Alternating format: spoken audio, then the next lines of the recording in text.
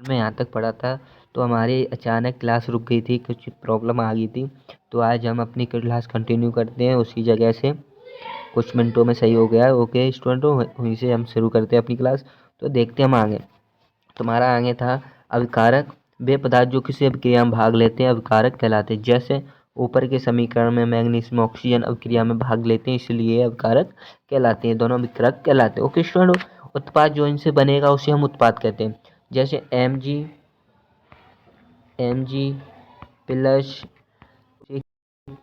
O2 से क्या बना था हमारा MgO बना था। तो क्या हुआ उत्पाद।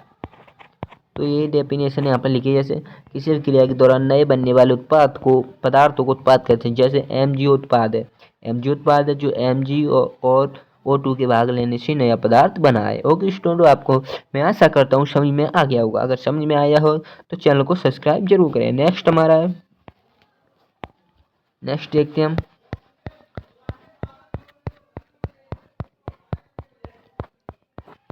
नेक्स्ट रासायनिक समीकरण को लिखना। तो हम देखते हैं रासायनिक समीकरण को लिखा कैसे जाता है। जैसे रासायनिक समीकरण एक रासायनिक अभिक्रिया को प्रदर्शित करता है, इसलिए रासायनिक समीकरण में तीर के निशान के बाईं ओर अभिकारकों को लिखा जाता है। मैंने आपको पहले ही बता दिया था कि बाईं ओर अभिकारक, दाईं ओर उत्पाद लिखा जाता है और उनके बीच में प्लस चिन्ह लगाया जाता है। इसी प्रकार तीर के दाईं ओर उत्पादों को लिखा जाता है और उनके बीच प्लस चिन्ह लगाया जाता है। ओके स्टूडेंट, हम एग्जाम्पल के थ्रू समझते हैं। आइए समझते हैं। जिंक प्लस सल्फ्यूरिक अम्ल को लेते हैं, इससे बनता है ZnSO4 zinc sulphuric. Zinc sulphuric plus H2 बनता है। ओके गाइस, अब आगे देखते हैं हम। आगे हमारा जैसे अभिकारकों के बीच प्लस चिन्ह है, अभिकारकों के बीच प्लस चिन्ह है बाईं ओर। ओके गाइस, उत्पादों के बीच प्लस चिन्ह है दाईं ओर। तीर के दर उत्पाद और तीर के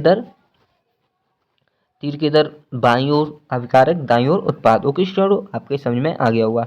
नेक्स्ट देखते हैं हम। नेक्स्ट देखते हैं कंकाली समीकरण। तो ये कंकाली समीकरण क्या कहता है हमारा, तो कंकाली समीकरण देखते हैं हम। जैसे कंकाली रासायनिक समीकरण Mg plus O2 equal MgO। इस समीकरण को परिनिश्चय कीजिए एवं तीर बाईं ओर दाईं ओर के परमाणु की संख्या को गिनिए। जैसे इसे समानता कहते हैं। जैसे प्रत्येक तत्व के दोनों ओर के अणुओं की संख्या समान नहीं है। ऑक्सीजन के परमाणुओं की संख्या थोड़ी असंतुलित है। बाईं ओर ऑक्सीजन के 2 अणु हैं जबकि दाईं ओर सिर्फ एक ही अणु है। इस प्रकार असंतुलित रासायनिक समीकरण को कंकाली समीकरण कहते हैं। जैसे हम इसे संतुलित कर देंगे, ये अभी असंतुलित है तो इसे हम कंकाली समीकरण कहेंगे।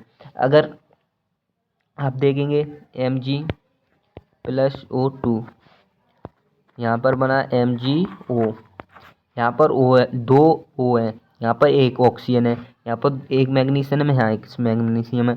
तो हमें यहाँ ऑक्सीजन को 2 करने के लिए हमें यहाँ 2 से गुणा कर देंगे। तो यहाँ एक ही रहेगी, यहाँ 2 गए तो यहाँ भी 2 लिख देंगे, तब ये होगा संतुलित। ओके स्टूडेंट, आगे देखते हैं हम। कंकाली रासायनिक समीकरण को संतुलित करना कैसे। द्रव्य संरक्षण के नियम को संतुष्ट करने के लिए रासायनिक समीकरणों को संतुलित किया जाता है। तीर के बाईं ओर तथा दाईं ओर के तत्वों के परमाणु की संख्या समान किया जाता है, जिससे दोनों ओर के तत्वों के परमाणु समान हो जाते हैं। ओके स्टूडेंट, आगे देखते हैं हम। अगर आपके समझ में आ रहा है तो हमारे चैनल को सब्सक्राइब और वीडियो को लाइक और शेयर कमेंट जरूर करें और अपने दोस्तों के साथ शेयर कर दें, जिससे उनको भी ये वीडियो देखने को मिले। ओके स्टूडेंट, आगे हमारे रासायनिक अभिक्रियाओं के प्रकार देखते हैं कौन कौन से होते हैं। तो रासायनिक अभिक्रियाओं में अणुओं के बीच बंध का बनना और टूटना नए पदार्थ का निर्माण होता है। ऐसे किसी बंध का टूटना और किसी बंध का नया बनना तो पदार्थ का निर्माण होता है। जैसे जल के अणुओं के टूटने से ऑक्सीजन तथा हाइड्रोजन उत्पन्न होते हैं, जबकि कार्बन तथा ऑक्सीजन के बीच बंध बनने से कार्बन डाइऑक्साइड प्राप्त होता है। ओके स्टूडेंट, नेक्स्ट हमारा आगे है रासायनिक अभिक्रिया निम्न प्रकार की होती है। तो रासायनिक अभिक्रिया कई प्रकार की होती हैं। आगे देखते हैं हम कौन कौन सी होती हैं। देखते हैं आगे। हमारी स्टूडेंट रासायनिक अभिक्रिया कई प्रकार की होती है। जैसे संयोजन अभिक्रिया, वियोजन या अपघटन अभिक्रिया, विस्थापन अभिक्रिया, दो विस्थापन अभिक्रिया, उपचयन एवं अपचयन, रिडॉक्स। ओके, देखते हैं फर्स्ट नंबर की हम अभिक्रिया अपनी देखते हैं क्या कहती है हमारी। तो देखते हैं हम फर्स्ट प्रकार की अपनी अभिक्रिया। तो देखते हैं वह अभिक्रिया जिसमें 2 या 2 से अधिक अभिकारकों से एक एकल उत्पाद का निर्माण होता है तो ऐसी अभिक्रिया को संयोजन अभिक्रिया कहते हैं। इस अभिक्रिया के लिए एक सामान्य सूत्र A plus B A B. अगर बहुत सारे अभिकारक इसमें मिलने के दो या दो से अधिक अभिकारक मिलकर एक उत्पाद का निर्माण करते हैं तो इसे हम संयोजन अभिक्रिया कहते हैं। एग्जाम्पल जैसे Mg प्लस O2, यहाँ बना MgO, ये हमारा एग्जाम्पल हो गया संयोजन अभिक्रिया का। नेक्स्ट हमारा जैसे देखते हैं यहाँ दूसरा example CaH calcium oxide plus जल करके क्या बनता है हमारा कैल्शियम हाइड्रोक्साइड यहाँ पर बना, चूना बुझा हुआ चूना बना। तो हमारा मोस्ट इम्पोर्टेंट टॉपिक है, ये आपको याद कर लेना है। वहाँ बोर्ड में पूछा जा सकता है कि संयोजन अभिक्रिया क्या है, उसका एक एग्जाम्पल लिखिए। आगे इसका नेक्स्ट परिभाषा के अनुसार रासायनिक समीकरण से तुलना करने पर हम देखते हैं कि कैल्शियम ऑक्साइड और जल जो दो अभिकारक हैं एकल उत्पाद कैल्शियम हाइड्रोक्साइड बनाते हैं। ओके स्टूडेंटों, कैल्शियम हाइड्रोक्साइड क्या होता है? जैसे कैल्शियम हाइड्रोक्साइड का उपयोग दीवारों पर सफेदी करने के लिए जिप्सम कहते हैं इससे किया जाता है। एक अवक्षेप अभिक्रिया है। जब कैल्शियम हाइड्रोक्साइड से दीवार पर पुताई की जाती है तो एक वायु में उपस्थित कार्बन डाइऑक्साइड से अभिक्रिया करके कैल्शियम कार्बोनेट का एक पतला परत बनाता है। इसके साथ जल का भी निर्माण होता है जो वाष्पीकृत हो जाता है। इस प्रक्रिया का समीकरण इस प्रकार है। देखते हैं समीकरण क्या है हमारा। तो समीकरण हमारा कुछ इस प्रकार है, जैसे CaOH2 का whole thrice calcium CO2 carbon dioxide CO2 calcium carbonate plus जल। ओके स्टूडेंट, हाइड्रोक्साइड कार्बोनेट, ये हाइड्रोक्साइड कार्बोनेट है। कोमल अन्य संयोजन अभिक्रिया को देखते हैं। जैसे अन्य क्या क्या है, कोयले का जलना एक संयोजन अभिक्रिया है। जैसे C+O2 इसका आगे बनकर क्या होगा, कार्बन डाइऑक्साइड निकली गैस। कोयले का जलने में कौन सी गैस निकलती, carbon dioxide. Okay student, next हमारा हम आगे देखते अपना। तो जल का बनना एक संयोजन अभिक्रिया है, जल का बनना। सल्फर डाइऑक्साइड का बनना एक संयोजन अभिक्रिया है, जंग का लगना। फेरस ऑक्साइड का बनना एक जंग का लगना है, फेरस ऑक्साइड का बनना एक संयोजन अभिक्रिया है। आपके लिए बोर्ड एग्जाम के लिए वेरी वेरी इंपॉर्टेंट हो जाती है। कैसे इंपॉर्टेंट हो जाती है, क्योंकि आपको वहाँ पूछ सकता है कि संयोजन अभिक्रिया की परिभाषा लिखिए एवं उनके प्रकार लिखिए, कौन कौन सी संयोजन अभिक्रिया है। या आपको ये सारी अभिक्रिया दे सकता है और आपको पूछ सकता है इनमें से कौन सी संयोजन अभिक्रिया है। ओके स्टूडेंट, नेक्स्ट हमारा ऊष्मा के आधार पर रासायनिक अभिक्रिया दो प्रकार की होती हैं, ऊष्माक्षेपी और ऊष्माशोषी। फर्स्ट नंबर की देखते हैं ऊष्माक्षेपी। ऊष्माक्षेपी वे अभिक्रिया जिसमें अभिक्रिया के दौरान ऊष्मा निकलती है ऊष्माक्षेपी अभिक्रिया कहलाती है। उदाहरण CH4 प्लस O2, यहाँ लिख रहा, यहाँ बनी गैस कार्बन डाइऑक्साइड प्लस जल बना। बी पॉइंट पढ़ते हैं हम। श्वसन भी एक ऊष्माक्षेपी अभिक्रिया का उदाहरण है जिसमें कोशिकाएं श्वसन के दौरान ऊष्मा मुक्त करती हैं। जैसे साग सब्जियों या सड़े गले घास फूस या पेड़ों के पत्तों का विघटन होकर कंपोस्ट का बनना, ये भी एक ऊष्माक्षेपी अभिक्रिया, इसमें भी ऊष्मा एक निकलती है। ओके गाइस, नेक्स्ट क्वेश्चन हमारा ऊष्माशोषी अभिक्रिया। जैसे वे अभिक्रिया जिसमें ऊष्मा का शोषण होता है ऊष्माशोषी अभिक्रिया कहलाती हैं। एग्जाम्पल BaOH का होल स्क्वायर NH4Cl BaCl2 बना हमारा NH4OCl, ये भी एक ऊष्माशोषी अभिक्रिया है। ओके स्टूडेंटों, नेक्स्ट देखते हैं हम अपना। नेक्स्ट क्या है हमारा, वियोजन या अपघटन अभिक्रिया। सेकंड नंबर की हमारी आती है वियोजन या अपघटन अभिक्रिया। ओके स्टूडेंट, आगे हमारी इसकी डेफिनेशन पढ़ने से पहले मैं आपको बता दूं, अगर आपको चैनल वीडियो अच्छी लग रही हो तो चैनल को सब्सक्राइब करके जाएं और अपने दोस्तों शेयर करें और हमें सपोर्ट करें प्लीज़। वे अभिक्रियाएं जिनमें एक अभिकारक वियोजित विघटित होकर दो या अधिक उत्पादों का निर्माण करता है विघटन अभिक्रिया कहलाती है। विघटन अभिक्रिया तीन प्रकार की होती हैं। विघटन अभिक्रिया भी तीन प्रकार की होती हैं। फर्स्ट नंबर की हमारी है ऊष्मीय वियोजन। इसमें वियोजन की क्रिया ऊष्मा के दौरान होता है। इससे जो ऊष्मीय वियोजन है इसमें ऊष्मा के दौरान वियोजन होता है। जैसे उदाहरण फेरस सल्फ्यूरिक FeSO4 ऊष्मा हमने दी, Fe2O3 बना प्लस SO4 बना, SO2 बना plus SO3, Fe2O3 SO2 SO4। Okay guys, आप सेकंड उदाहरण हमारा CaCO कैल्शियम कार्बोनेट, हमने इसको चढ़ाया तो बना CO प्लस CO2। सुन लो, अब बी नंबर की हमारी आती है विद्युत वियोजन। इसमें ऊष्मा विद्युत के रूप में प्रदान की जाती है। उदाहरण जल को हमने हाइड्रोजन प्लस ऑक्सीजन में विद्युत कर दिया, तोड़ दिया, मतलब ये हमारी विद्युत विभोजन का उदाहरण है। प्रकाशीय विभोजन, जब विभोजन की क्रिया के लिए ऊष्मा प्रकाश के द्वारा प्रदान की जाती है तब प्रकाशीय विभोजन होता है। उदाहरण एग्जाम्पल देखते हैं हम, इसका एग्जाम्पल है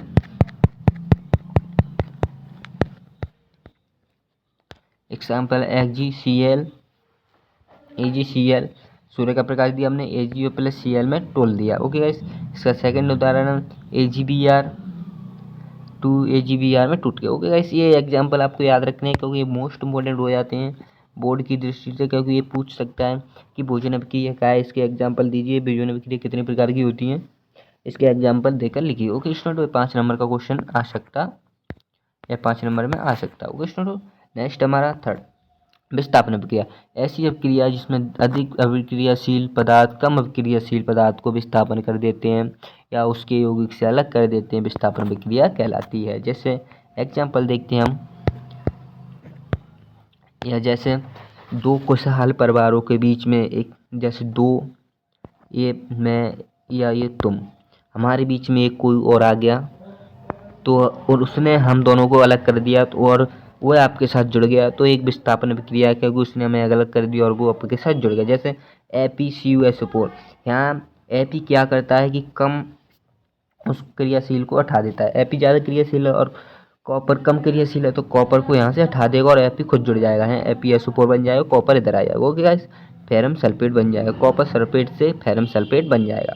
यहाँ लोहा कॉपर से अधिक अक्रियाशील पदार्थ है क्योंकि गाइस जो अपने कम से अक्रियाशील कॉपर को उसके यौगिक कॉपर सल्फेट से अलग कर देता है। इस अभिक्रिया में कॉपर सल्फेट का रंग नीला होता है, परंतु जैसे ही लोहे की कील विलयन में डालते हैं तो कॉपर के विस्थापन के कारण विलयन का रंग नीला से भूरा हो जाता है। स्टूडेंट, नेक्स्ट है जिंक।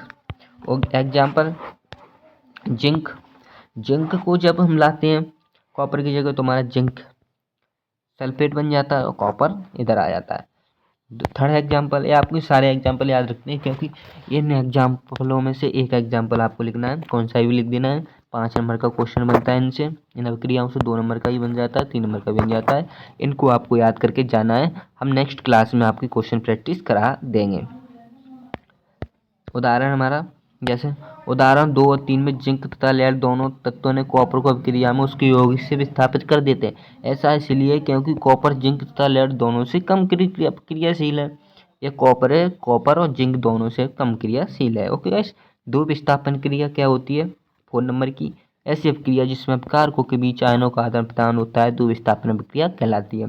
जैसे दो विस्थापन अभिक्रिया में ऐसी अभिक्रिया जिसमें दो आयनों के मध्य दो आयनों का आदान प्रदान होता है दो अभिकारकों के मध्य, उसे हम विस्थापन अभिक्रिया कहते हैं। नेक्स्ट देखते हैं हम, नेक्स्ट क्या है हमारा,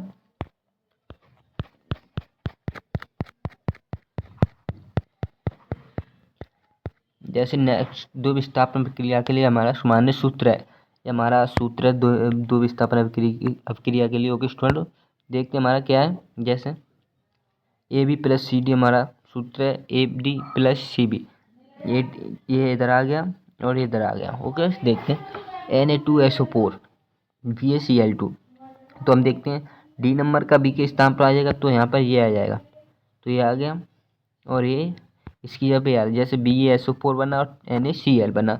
ओके स्टूडेंट, आपको देखने को मिल रहा हुआ NaOH H2SO4, अगर ये आपके एग्जाम में आ जाए कि दो विस्थापन प्रक्रिया कौन सी है तो आपको इसी तरह से पहचान लेनी है। ओके स्टूडेंट, देखते हैं जैसे NaOH OH H2O में बन जाएगा, जल में बदल जाएगा, N2SO4 बन जाएगा। ऐसे आपको ये एग्जाम्पल सारे लर्न। ओके स्टूडेंट, तो आपको ये सारे एग्जाम्पल याद कर लेने हैं, मोस्ट इम्पोर्टेंट। ओके, ये तो आपको याद कर लेना मोस्ट इम्पोर्टेंट है, बोर्ड की दृष्टि से 2025 में ये आने वाला है, लिख के ले लो। नेक्स्ट क्वेश्चन हमारा अपचयन अभिक्रिया, 5 नंबर की अभिक्रिया हमारी उपचयन।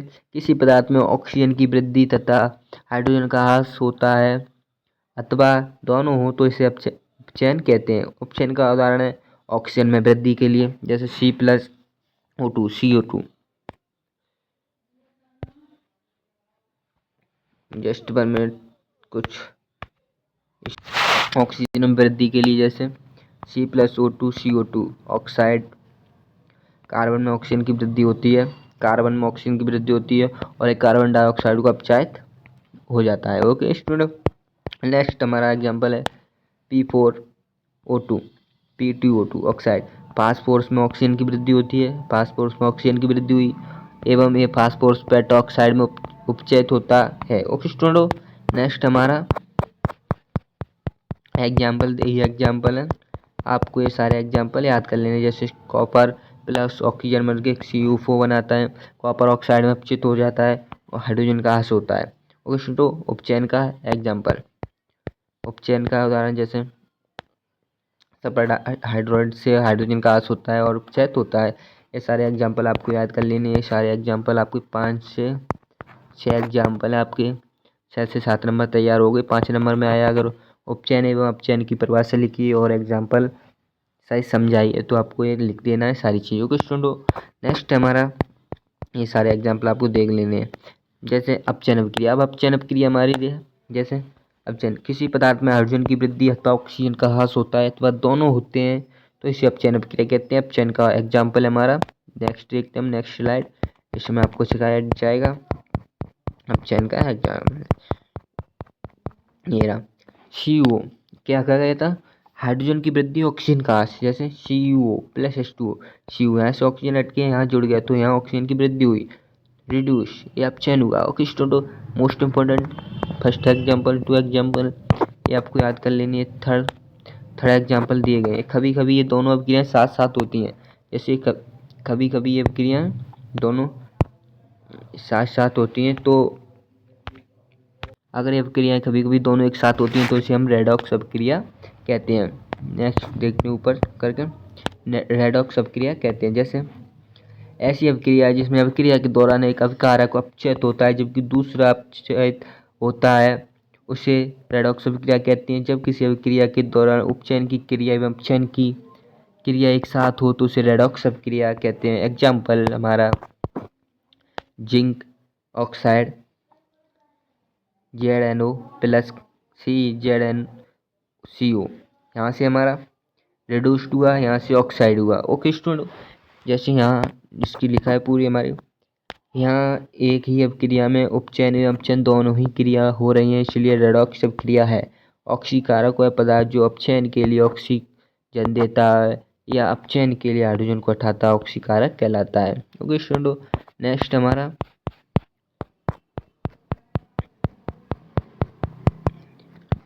ये एग्जाम्पल दिया है अवकारक, ऑक्सीकारक और अपकारक, वह पदार्थ जो ऑक्सीजन के हटने के लिए उत्तरदायी होता है अथवा अपचयन के लिए हाइड्रोजन देता है अपकारक कहलाता है। एग्जाम्पल, ये सारे एग्जाम्पल आपको देख लेने हैं, वेरी वेरी इम्पोर्टेंट। मैं एक बार फिर नोट कर देता हूँ, इफ़ी बोर्ड सारे बोर्ड के लिए इम्पोर्टेंट है, इफ़ी बोर्ड 2025।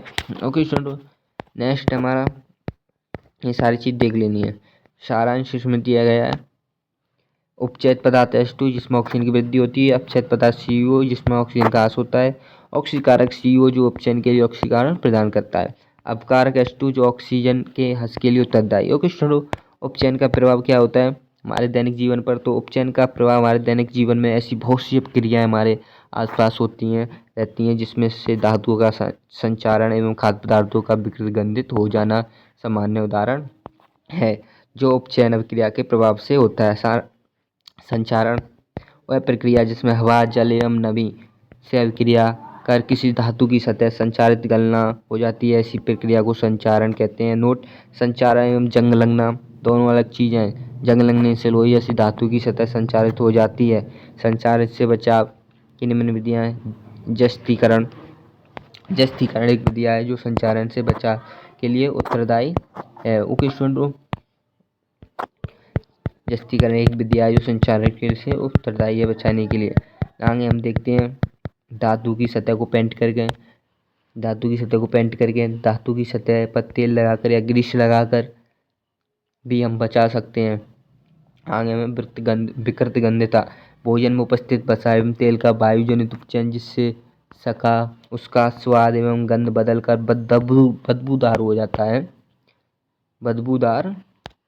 हो जाता है भोजन का इस प्रकार खराब होना विकृत गंधता कहलाता है। विकृत गंधता एक घटना है जब बहुत समय रखने के बाद वसा, तेल या खाद्य पदार्थ उपचयित हो जाता है जिससे उसका स्वाद बदल जाता है।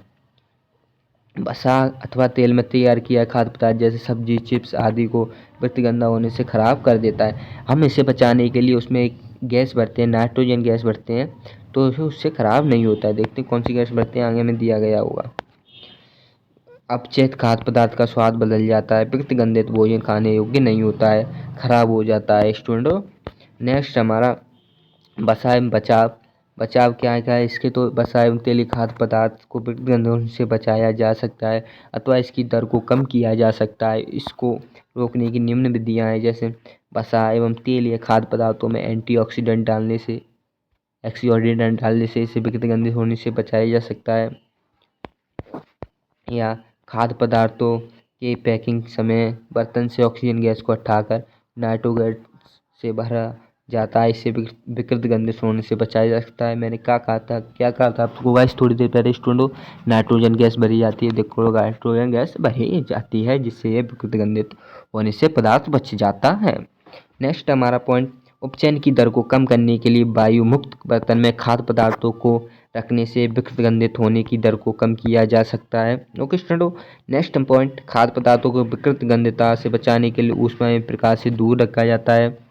नेक्स्ट, खाद्य पदार्थों को विकृत गंधता से बचाने के लिए उसकी दर को कम करने के लिए एक रेफ्रिजरेटर में रखा जाता है।